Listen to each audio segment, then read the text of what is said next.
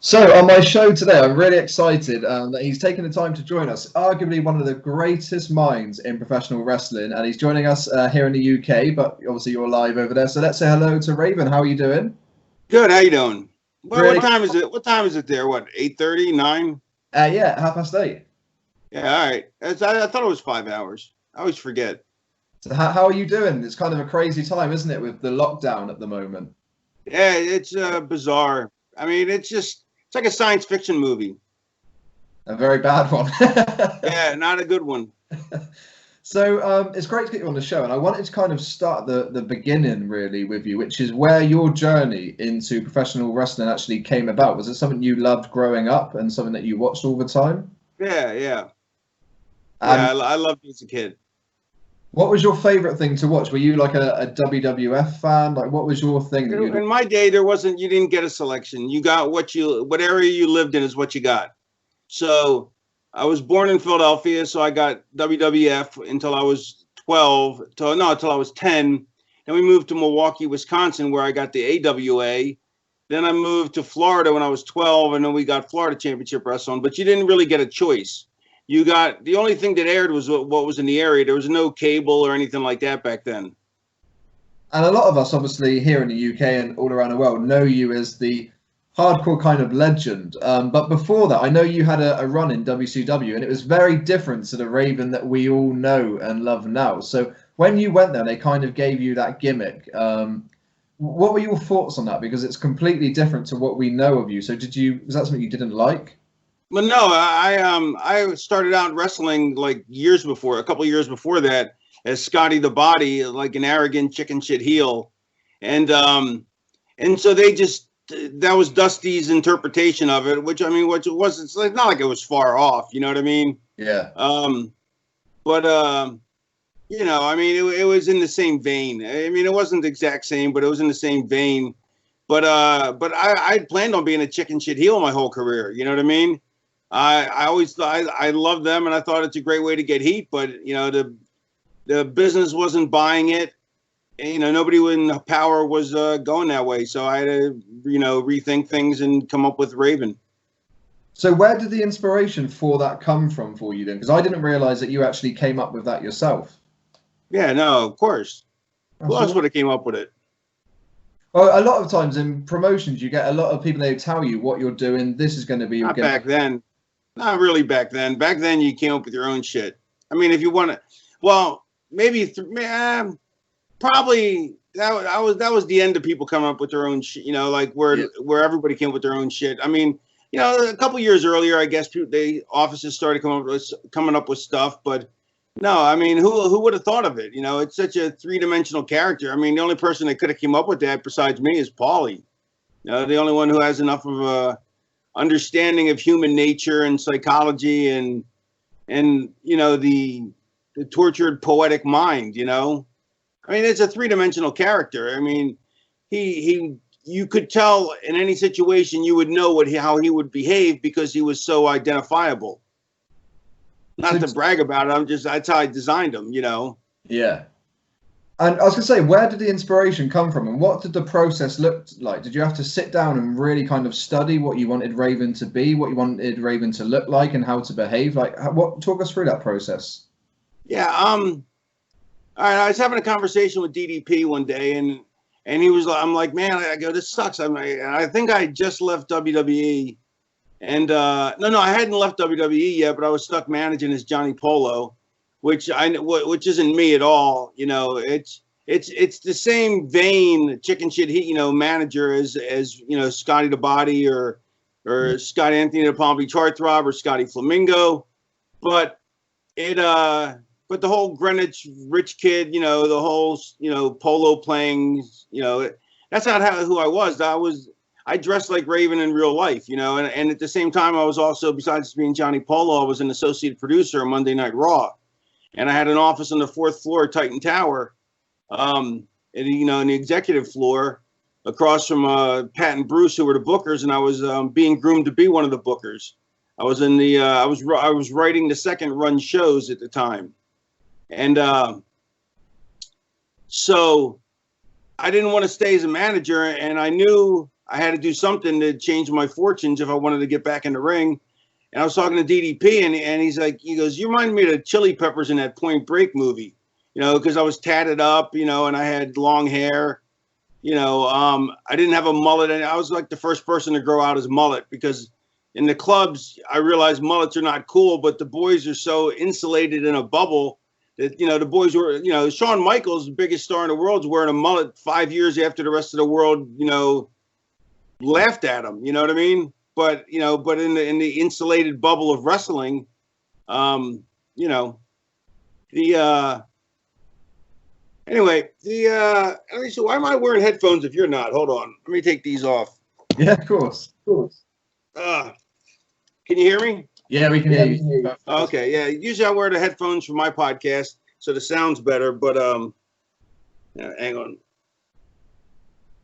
Anyway, so there I was trying. So Paige said I reminded him of those guys, and he goes, "You ought to go alternative," and that was the impetus that made me think of, okay, I'll go alternative. And he goes, and you got to be a tough guy. I go, I don't want to be a tough guy. He goes, chicken shit heels. Nobody's selling. No bookers are using them. So you got to go heel. I mean, so not a heel. I love being a heel. He goes, you got to go be a tough guy. I said, all right, I'll be a tough guy then. I don't care. I was, you know, a former U.S. Marine. I can be a tough guy. So I started putting the character together, and I put all these elements that I took from my own personal life. You know, the unhappiness, you know, of childhood, the not fitting in, the disenchanted, the disenfranchised youth, the whole disenchantment with society, you know, blaming everybody for my problems except for myself, and the whole tortured poetic thing. And then I was like, I need a name for it though, and so I needed a name, and I needed the right ring wear. So I was thinking, all right, well, the grunge is big now, so I need to wear flannels. Flannels got to be involved. And I cut the sleeves off a flannel shirt, and I was like, nah, that doesn't look right. It looks like a character named Big Josh, a lumberjack character. I was like, that's not it. So I tied it around my waist. I go, that's perfect. And then I go, I need some long shorts. So I tried some board shorts and just settled on jean shorts. But the key was cutting them at the knee. Like, you know, like Stevie Richards wore them up high like Daisy Dukes, you know, but the look is down around the knees, which is, you know, that's how I wore my shorts anyway, you know, long and baggy. And then I realized that if I was going to wear a leather jacket, I wouldn't be able to have different, you know, you want to have a variety of ring jackets. So, you know, to be a star, you got to look like a star. And so I wanted to have, like, as a wrestler before that, I had probably by my second year in the business, I probably had 12 ring jackets, you know, okay, which is more than most people have after 15 years in the business, you know. But I knew that to be a star, you got to look like a star. And but I knew as a Raven, I wouldn't be changing it because he wouldn't care. He would just wear a leather jacket. So I wanted to have something that had variety. So that's why I wore the concert shirts. And so I figured if I had big arms, and I got big shoulders, or I had big shoulders. Now they're so damaged. And I had no abs and no chest. So I was like, this will highlight my strengths, and, you know, accentuate my positives, and hide my negatives, which is the key to doing anything. And so I wore a concert shirt with sleeves cut off. And so that way every show, every match, I'd have a different concert shirt on. And you'd see a variety, so I was never wearing the same outfit twice, you know, or at least not in, you know, within, you know, months and months. And so that's how I came up with the outfit, and it all came together in like 5 minutes. I mean, I really it was like I had like an epiphany, and I was like, all right, what do I wear? This, no, this, not that, that, no, this. And I already wore Doc Martens, so I just put a wrestling sole on them, you know. Even though I hate Doc Martens, the pair, I've always found them to be highly uncomfortable, even though everybody loves them, but whatever.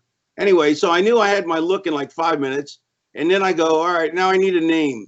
And I was like, what about the Crow? The Crow, what was his name? Just for inspiration, I was like, his name was Eric Draven. Draven, Raven, quote the Raven, nevermore. And then I had a name and a catchphrase, and it all came like 5, 6 minutes. And if you watch interviews with quite a lot of wrestlers, they always talk about kind of the genius that you are in regards to the creative side. Like, you don't just go out there and wrestle, you can do the whole spectrum. And just listening to that kind That's of. probably because I'm on the spectrum. What I obviously do want to talk about is, of course, ECW, because you're deemed an ECW legend. Now, did that kind of style of wrestling, the hardcore style, was that something that you liked and you always thought of doing? Because it's something you did really well. Basically, I knew that's the style that they had there, but what I found about the hardcore style that I really enjoyed was the variety of props, because it's like if you have a singles match, you can do so much. If you have a tag match, you can do even more creative stuff. So but I wanted to be a singles because I wanted to be, the solo star. I found with the hardcore, but I didn't want to just be a chair swinging idiot, because anybody can swing a chair.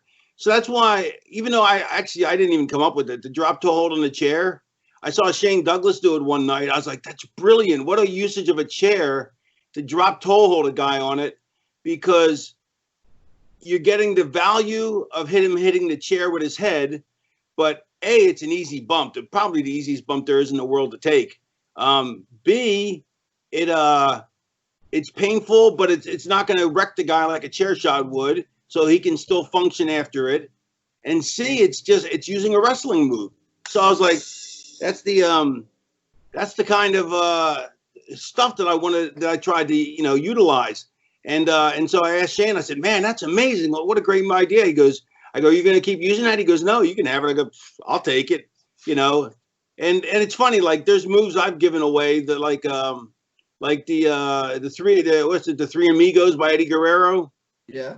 Yeah, I invented that, gave it to Simon Diamond, and then Eddie got it from Simon Diamond. But or like when Chris Benoit did multi German suplexes. Yeah. I had him do it to me in a match because we were trying to come up with a finish. I'm like a comeback for him at a pay-per-view, and I'm like, when you give me the German suplex, then just if we can work our way back up the stand and give me another one and another one. So and then I remember the snot rag that I did.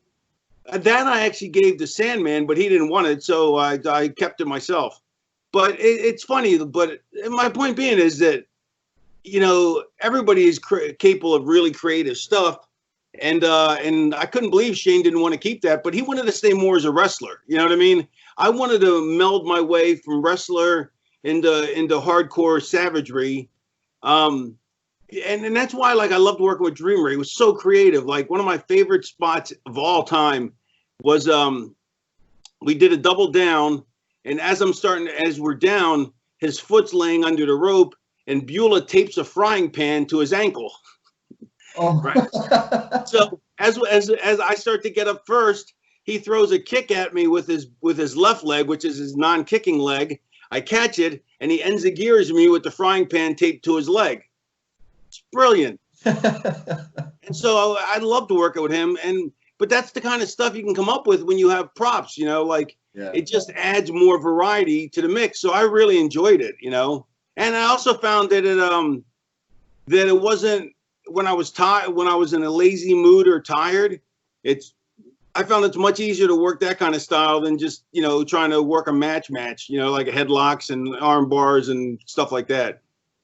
And I mean, at times with ECW, they would definitely push the bar in regards to what they were doing. Now, of course, one of the moments was the crucifying of Sandman. Now, that was something at the time that everyone was shocked about. It went in all the kind of the media outlets and stuff. So what were your thoughts on that? When they came to you and said, look, we're going to be doing this storyline, did you have... No, it was my idea. It was my idea. Okay. Did you have any reservations when you kind of came up with it and thought... Hotel reservations, maybe, but that's about it.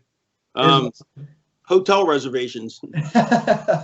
No, do I have any reservations?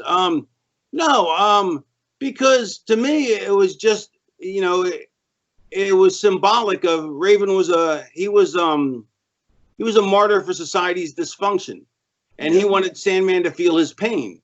So that's why I didn't take it as, I mean, Madonna humped the cross for, on MTV, like, years before. I mean, I didn't think it was any big deal, but the only reason it became a big deal was because Kurt Angle was there that night and he had never watched pro wrestling before. And Paulie's trying to get him to, after he turned down working for Vince and he was going to go into like, broadcasting, and it didn't really work out. So he came back and was sampling the wrestling waters before he signed with WWE. And so he was just like mortified because he didn't know what pro wrestling was. He's like, what the hell is this guy crucifying some other guy for? And then because, my family's Jewish, Paulie's Jewish, Todd Gordon's Jewish. All of a sudden they're like, oh, that's because they're Jewish. They're just making fun of Christianity. Like, why didn't you make a Jewish star? I'm like, it would have rolled away, But like, I mean, to me, no, there was nothing, it wasn't denigrating the cross or anything like that. It was just, the cross is well-known iconography that's used in art and all kinds of art forms. And I consider wrestling, when it's done right, in art form. Yeah.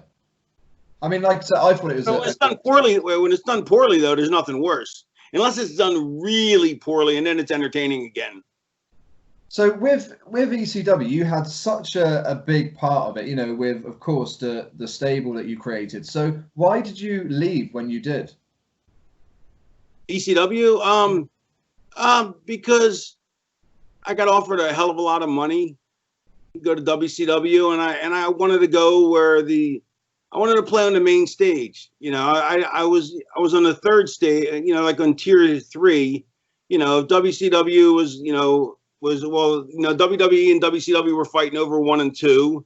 Or I guess WCW was number 1 at that point. WWE was number 2, and ECW was a distant third. And I wanted to play on the main stage because, you want to work at the highest level you can if you believe that you're a high level worker, And then I also got offered a hell of a lot of money, but I told Paulie, I said, look, offer me just a little bit of that and I'll stay, because I really loved working there.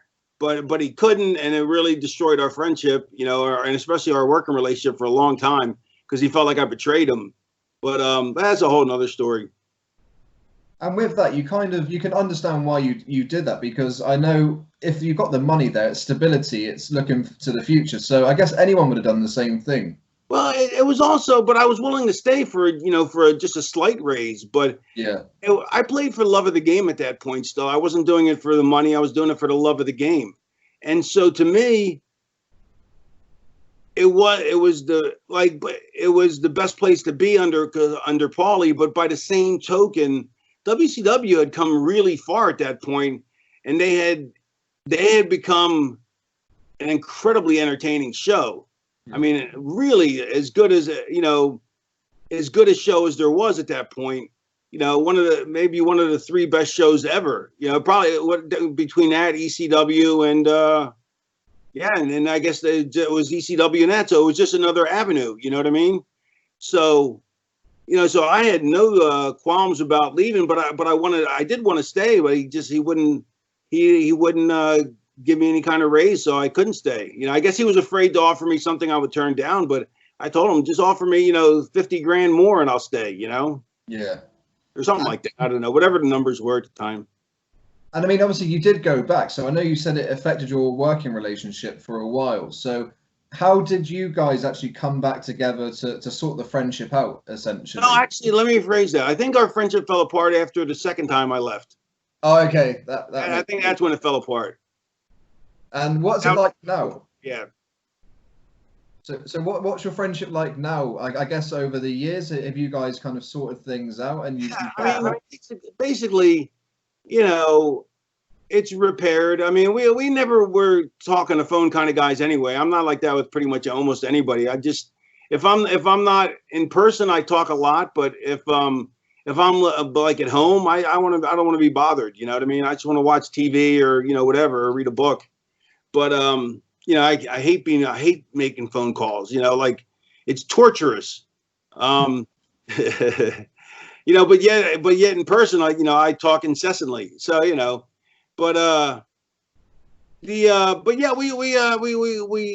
kept making. Basically, I had a show him that I was still a loyal Paulie guy, you know what I mean, in the long run, you know, and to be honest, he's done more for my career than almost anybody, you know, so I can't really complain. You know, I love the guy. I think the guy's a genius, you know.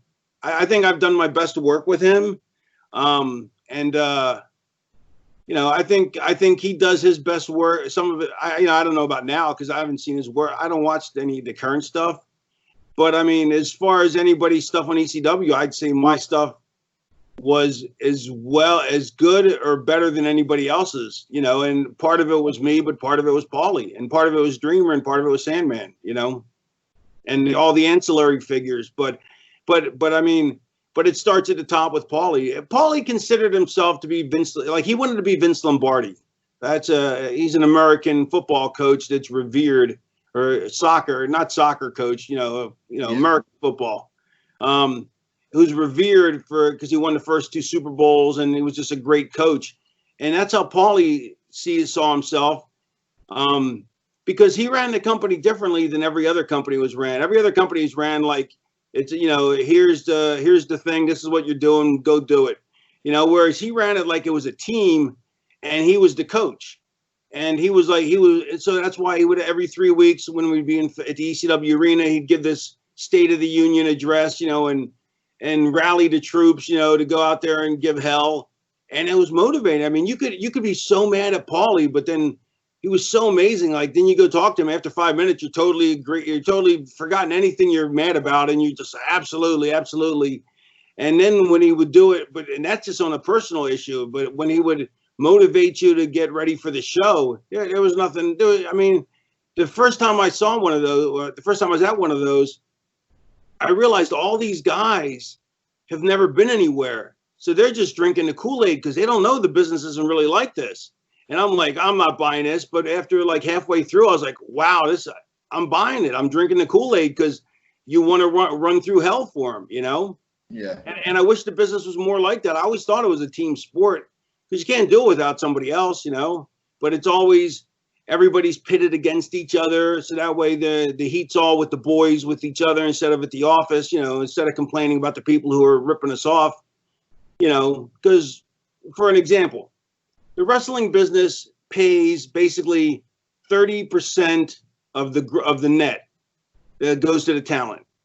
Pro sports in America, 55 to 70% of the gross goes to the talent. In regular pro sports like baseball, football, basketball. So huge difference. And they have healthcare, you know.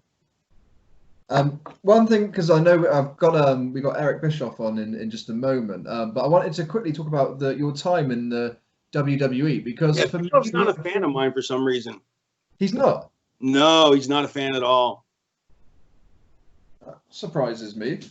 Yeah, surprised me too. But that's you know, it's, you know, you hear enough people, you know, I guess he's said it enough times on his podcast and stuff that, you know, it got back to me. I was like, all right, well, whatever, you know, it's his opinion.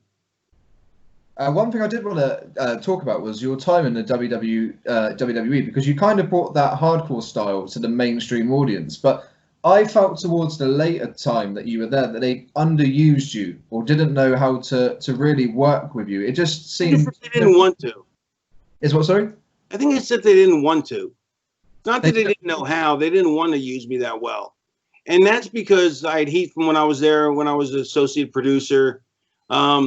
Also, I was a bit of an asshole in my younger days, and you know, and I'd had a lot of heat with a lot of people, and so nobody was looking for me to succeed. You know what I mean? And so no, I'm so easy to use. My character is so easy to use.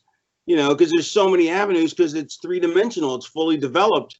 You know, you can put him in any situation and go, okay, he can go there, and there, and do this, this, and this. But I think it was just they didn't want to use me, and you know, whatever. That's, you know, I burnt my bridges, you know. So I take at least 50% of the responsibility for my career not going better than it did, and I think it went really well, but it didn't go as well as I had hoped it would. You know, world champion of the #1 company. You know, I was world champion of the #3 company. But a lot of that was my own fault. You know, my immaturity, my tendency to always try and prove that I was the smartest guy in the room, which whether I was or I wasn't didn't matter. The fact that I was trying to prove it to everybody is just exhausting, and arrogant and, and assholeian. So this is part 2 on the Lewis Nichols Show with Raven. Thank you for coming back on. How are you doing? Good.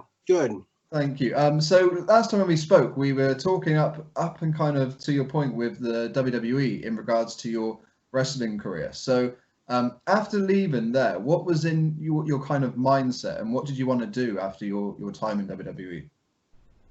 I forget where we were. So the first time or the second time? The first time. After Johnny Polo? Oh no, sorry, no. So the hardcore after ECW, and you went there, and but just before TNA. Then I just did Indies. I went to TNA. So when that offer came to you, what were your thoughts? Because they had kind of every name that you could think of working there. So when they came to you and said, "Look, TNA or WWE?" TNA. No, they didn't have every kind of name there at that time. I was the biggest name there, me and Jeff Jarrett.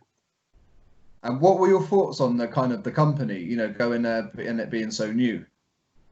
I always liked Jerry Jarrett, and Jerry Jarrett was running it, and and Jeff's a good guy, and yeah, I mean, it was just things went well, but not as well as I'm a perfectionist, so I'm never happy. Probably, I mean, with stuff like that, when other stuff I could care less, you know what I mean? But with something that I care that much about. So, and I was bitter and jaded from, the last couple of years. And so, I don't know. It was fun, though. It was a much better way than ending my career in WWE, Yeah, because I was say, like you said, you were their biggest star, and you had a lot of memorable moments there. So for you, is there something for you as a performer that stands out as kind of your favorite moment with your time with TNA? Probably the Clockwork Orange House of Fun matches. I had a lot of good times there. I mean, there was no, I don't know. I never really felt like I ever hit had my best match that I'm capable of. So I never really felt like I hit, had the perfect match in the perfect place. I think I've always thought I've been more capable of more than what I accomplished. And when you do, because I know a lot of wrestlers do like house shows and live shows that are not televised. Do you feel like sometimes your best matches were those at house shows that weren't filmed? No, not really. No? I don't think so. I mean, people always say that, but I think there's more fun in them sometimes. Yeah. I think there's more experimental stuff that you can try, but I don't think that because they're not plotted as tightly. They're not, but then, and people always think like, I mean, I thought I've had great matches. I watched it back on TV and I was like, oh, that was terrible. And I thought I've had terrible matches and watched it back on TV. I was like, wow, that was a classic. You never really know what you put out until you watch it back, because what you think happens doesn't always happen the way you think it does. But, some people, I guess, had their best matches on house shows, but I would say for the most part, most people have them on TV because there's more at stake. There's, I think it was different, in the territory days, but I think, I think since the territory days ended, I think, your best matches are on TV because there's more at stake. Your plotting of the match is more tightly woven, but then again, like I've had stuff that I've done on house shows that I never could have done on TV that were just tremendous. But like, okay, I'll give you an example. Like, okay, I was at a show in England with Alex Shane, and so there was this. So he was a champion. So they show the belt. He takes the belt off to give it to the ref. The ref shows it to me. I take it. I look at it. And I see this really cute, like 3-year-old kid in the front row. So I go out and I give the belt to the kid. So then I get back into the ring and I tell the ref, I go, tell Alex to go get the belt from the kid. So the ref was an idiot. instead of like circling and kind of, they happen to pass him by and say it on the side, he just basically walks directly to Alex and whispers in his ear. That's ridiculous. Anyway, so Alex goes out, gets the belt, takes it away. The referee, and he gets back into the kid. The kid was all excited. The kid, when I gave it to him, was like, "Yay!" And then when he takes it away, he's like, like 3 or 4. You're old enough to know that he wasn't going to get beat up, and old enough that it's not going to scar him. That it's going to be amazing for him to be a part of the show, but not too old where he's it doesn't resound as well with the audience. You know what I mean? He's like that perfect age kid. I don't know how old he was. Alex takes the belt back, hands it to the ref. I grab it from the ref and I go back out and give it to the kid. The kid said, "Yay!" Alex now knows what I'm doing. He goes back out, takes the belt from the kid. The kid, and gets back in the ring, he starts yelling at the ref, make sure you put this away, hold this. I grab the belt from the ref, give it back to the kid. He goes to get it again, and then I attack him, because the kid was right at my corner, near my corner, so I could just jump off the apron and double sledge Alex and start the match.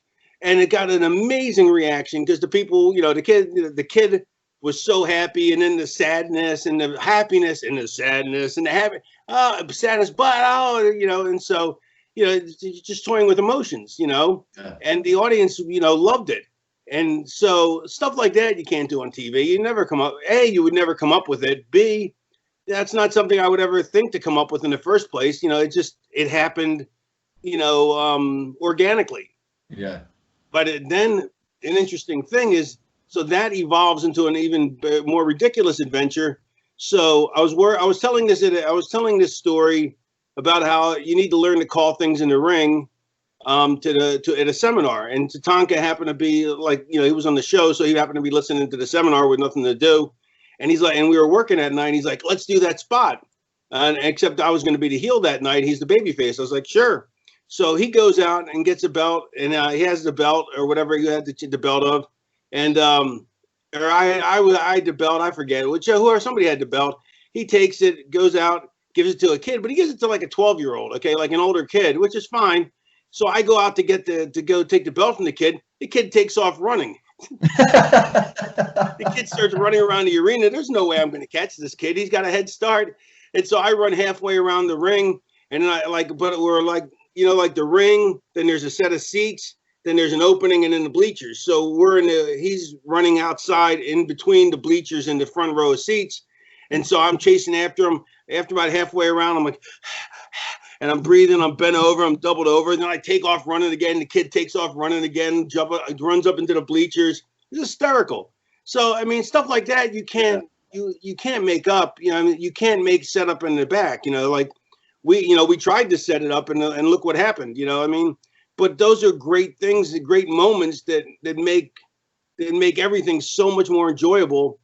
But you could never do that on TV. But also, by the same token, I don't think the match was probably nothing special, but it didn't need to be anything special because we had that, and then we kept playing back to that, and then I kept telling the kid to shut up, and the kid would yell, and I'd tell him to shut back up, and so.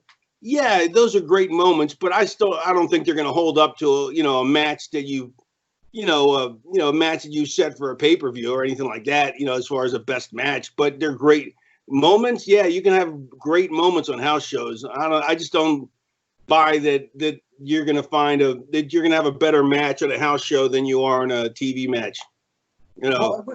All time. I'd like to ask is because I've spoken to a lot of different wrestlers, and a lot of people seem to have someone that they not looked up to, but they would turn to for advice in their career. So was there somebody for you that you would always go to and get tips or advice on? When I first got to Portland, it was Piper. Piper really helped me out a lot. And then but then when I moved on, no, not really.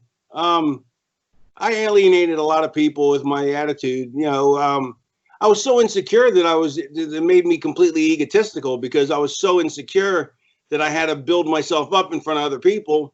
and egotism just wears on people, so so I alienated myself from a lot of people, and but no, I mean, I don't know.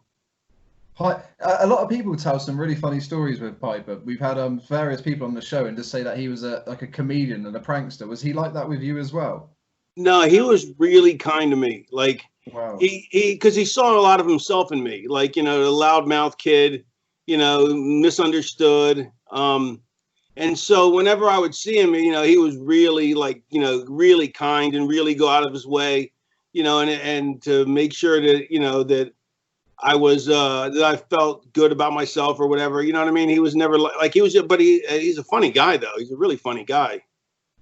And with you, you've been through so many different emotions in your careers. You've experienced the highs and the lows. So do you kind of now take all of that and give it to other people and try and help up and coming wrestlers and stars?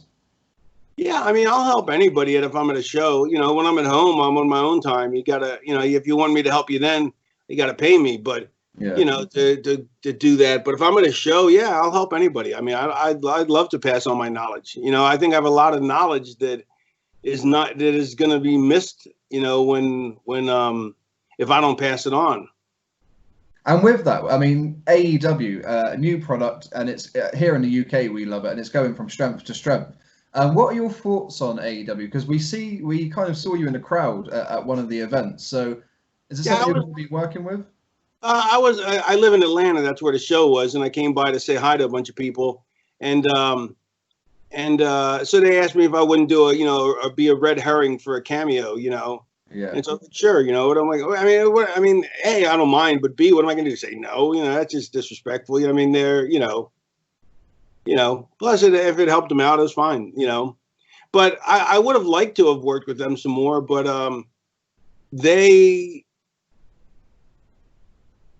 basically have what they need as far as where my skills are utilized best, like in creative, they have their creative, they have a system and it works for them, so that's great, And how do you think they're doing? Do you think they're going in the right direction? Do you like what they're doing with their promotion? Yeah, I do. I think I really liked it. I don't watch it. I don't keep up with it regularly. I did at first when it first came on, and I really liked it a lot. But I've just, after 30 years of being in the wrestling business, my attention span for it, if I'm not at the arena, is very. There's just so many other things I want to occupy my time with. Movies and books and stuff. Like I learned hypnosis. That was something that was pretty cool. That actually is real. It's 100% real, which I thought it was a complete work. But hypnosis is actually 100% real. Wow, and I okay. can hypnotize people. Yeah, I had a guy teach me. So you can do that to people? Yeah, I can hypnotize people. Yeah, I used to go to I used to practice. I'd go to DDP yoga, to his yoga studio, and I would practice on the staff and put the staff to sleep. So what do? They just literally collapse, or? No, I'd put them to sleep. They'd be in the chair, and I'd go through them with the rigmarole, and I'd put them under, and then I'd make them, stand on one foot, or or whatever, I mean, I didn't do anything, I didn't humiliate them or anything like that, just small things, Can you have the ability, say, if someone has a phobia, due to you being able to hypnotize them, can you actually help with that? Believe it or not, I actually. Like I studied it for about 4 or 5 months, and with this guy who I know I'm drawing a blank on his name. He did a TED talk. Basically, he did a TED talk on hypnosis, and the TED talk people are weird. Like they won't let people in they won't let people to do remote viewing. Like they're really, there has to be something. They have to be what they consider there to be some kind of science to it, even though remote viewing is a legit thing. But so I saw this guy do hypnosis on there. So I'm like, well, I already know that they're pretty picky about that. So if they let it, they must be legit. So I emailed the guy, and the guy got back to me. He was, he's a fan of mine, and he said, yeah, I can give you lessons over Skype because he lives in Canada. I'm like, sure. So he taught me over Skype, and then I would go to the studio and practice. And so it turned out there's this guy who's a movie director that Paige was doing some show with him. and we met at the studio, and he had an allergy to dogs that he hated because he loved, loved dogs, but he had a dog allergy. So I'm like, he's like, can you get rid of it? I'm like, yeah, I'll try. So I hypnotized him and got rid of his dog allergies. He was totally cured after I hypnotized him. That's incredible. Yeah, isn't that? It's so crazy. I've always wanted to ask something I've been so fascinated with, anything to do with people hypnotizing, and it's just, you kind of think, how is it possible? But then you see it done, and you can't argue with it. Yeah, and I've not been able to be hypnotized yet. Like, so it really is aggravating because I'm like, I'm hypnotizing other people, but I can't. But I've not found anybody who can hypnotize me yet. Is that because you know how it's done? Are you? No, it has nothing to do with that. I don't know. It's just there's like 40%, or no, it's how is it? What do they say? It's like 30% of people are super hypnotizable. 50% of people are, are hypnotizable, but but you got to put some work into it. And like 20% are really, really hard. Like you really gotta, I'm on the 20%, I guess. So I wanted to give some names of people that you've worked with over the years, and just kind of get your thoughts on what they were like to work with. So one of them being Sabu. Yeah, I love Sabu. Great guy. What about Taz? I get along with Taz really well. We used to butt heads. Like Taz used to love being miserable, and I'm always, I've always been a pretty happy guy, and so I'd make him laugh, and he'd get mad because he hated laughing, because he liked being miserable for some reason. And we talked about it recently. He's like, yeah, he goes, I don't know what, he goes, but you said to me one day, you go, why do you like being miserable? Why don't you like to laugh? And I thought about it, and now I'm no longer like that. But yeah, but it's so weird. But back then, he just had this, I don't know, he was just miserable, and he liked being miserable, like that's where he got his juice from, I guess. I don't know. What about CM Punk? I like CM Punk. Like, I think it's funny. Like, he thought when we were in TNA, he thought he was the best worker in the world, and he wasn't. But he ended up becoming the best worker in the world, So he was on the right track. It was just a matter of time.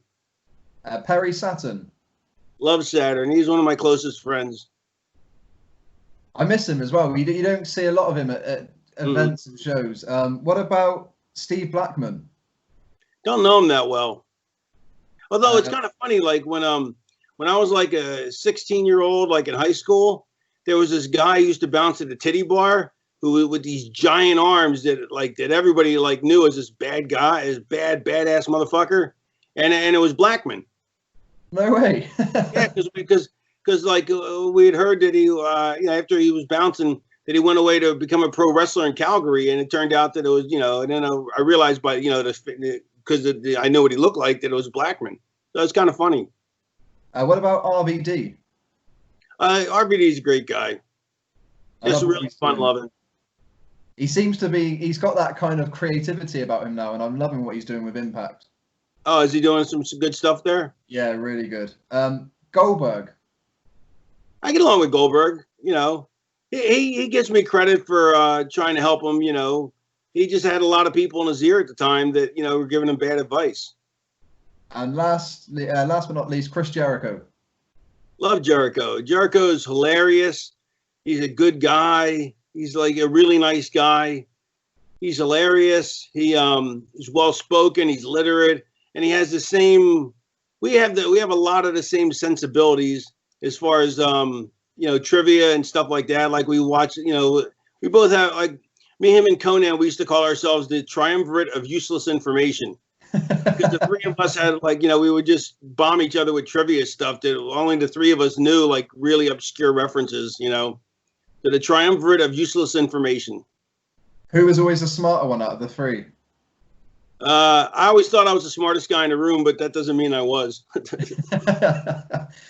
So obviously now no one knows what's going on with the the whole COVID-19. So were there any projects that you were working on that have kind of been halted? Yeah, but I can't talk about them. Okay, we have to wait and see. Yeah, I gotta wait and see because they were about to start and then they just immediately got put on hold. So you never know how things are going to shake up. But it's funny. For the last 5 or 10 years, I've really worked as little as possible, like intentionally.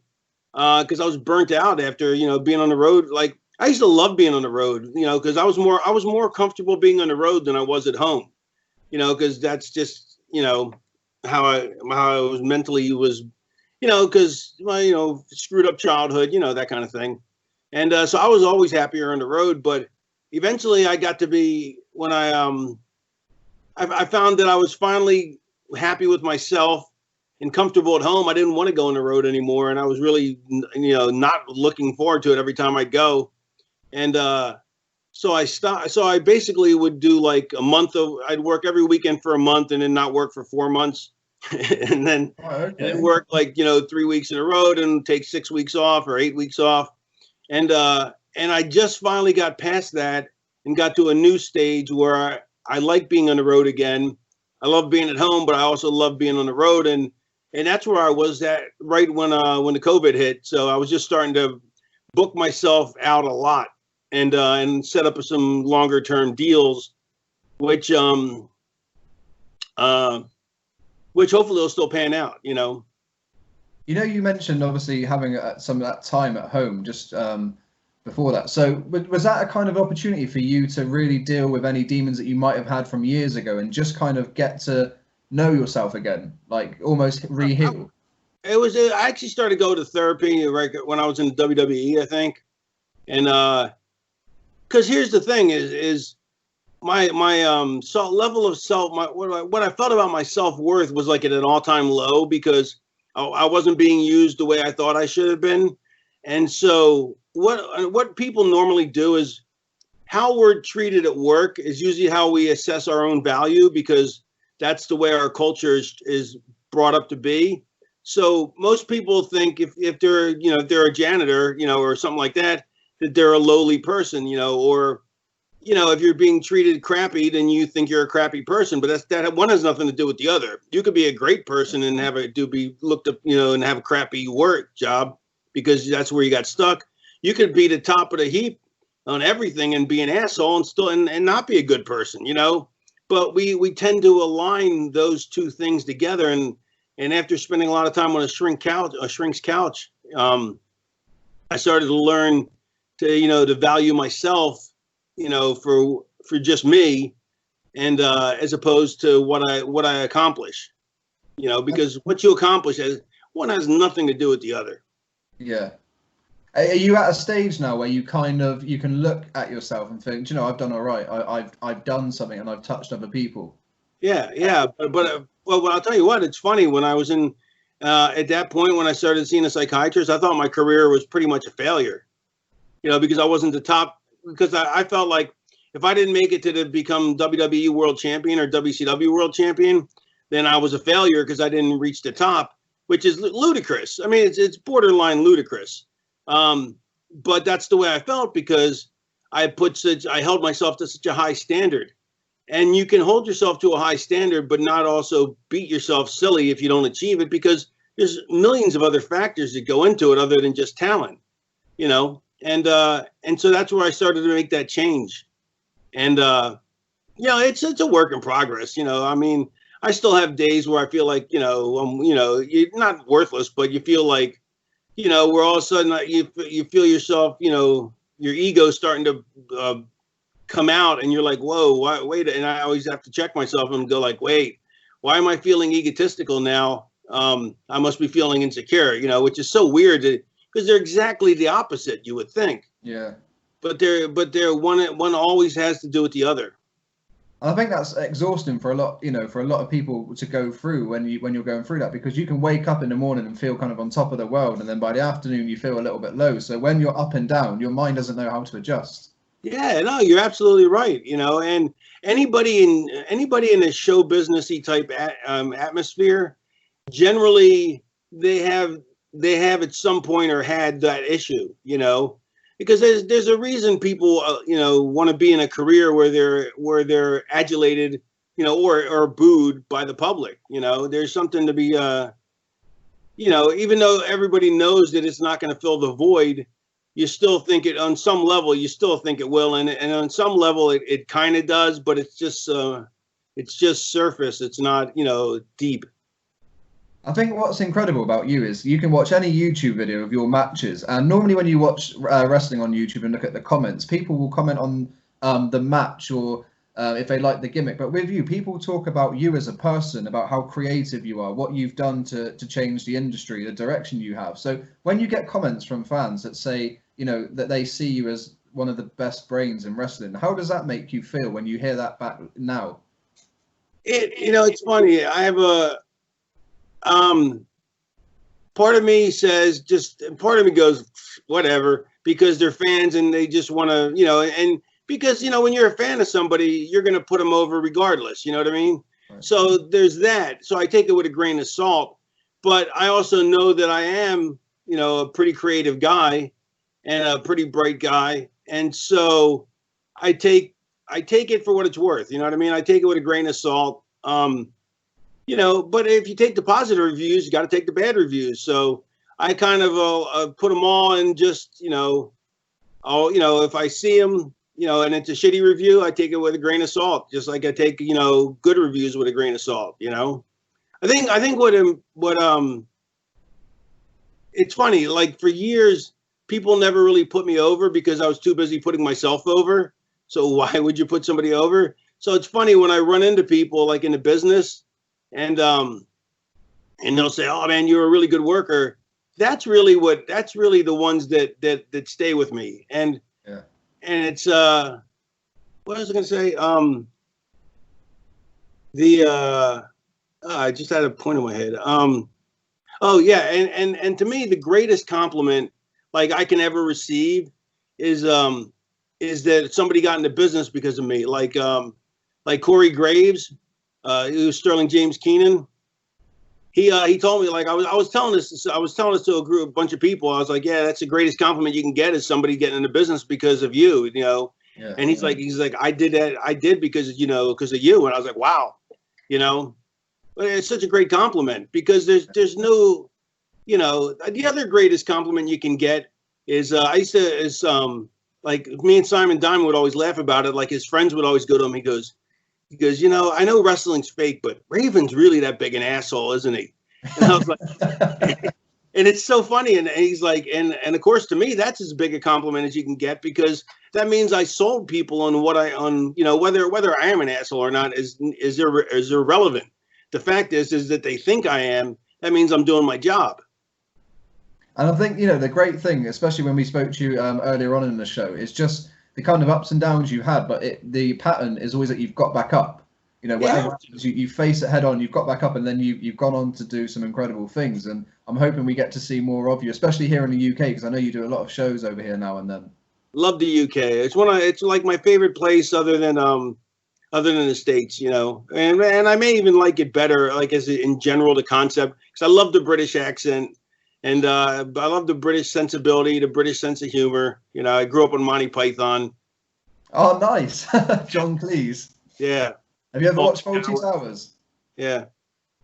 You've watched Fawlty Towers? Oh, yeah, yeah. Yeah, it's a brilliant show. And another British show you might like is Only Fools and Horses, one of the best comedy shows you'll ever see. Remember, I used to like a show called The Goodies?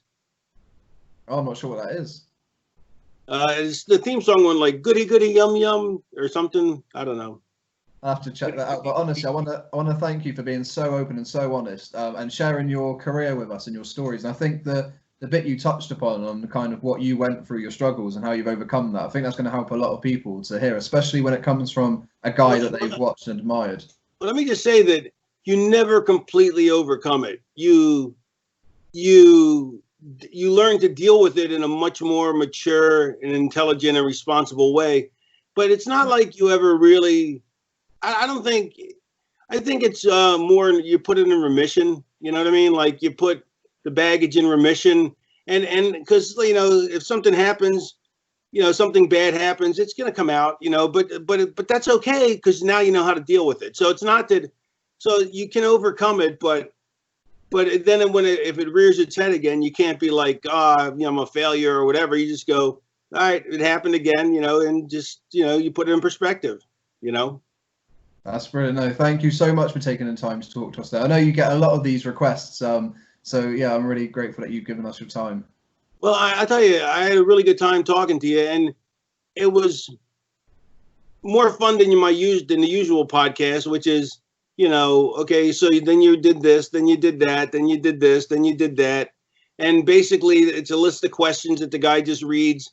And while you answer, it's, you made it interesting and challenging. So thank you.